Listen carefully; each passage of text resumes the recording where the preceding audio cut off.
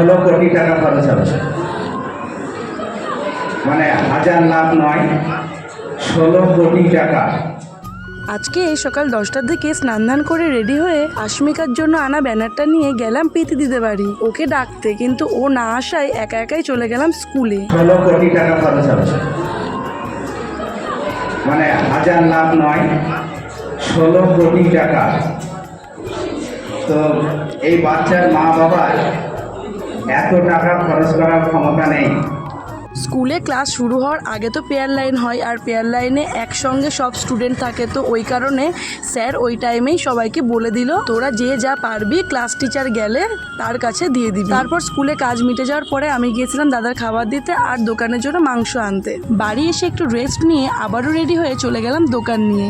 তারপর আর কি 1:30টার সময় হলো টিফিনে আজকে সেরকম একটা বেচাকেনা হয়নি, ওই টুকটাক কোনো রকম হলো।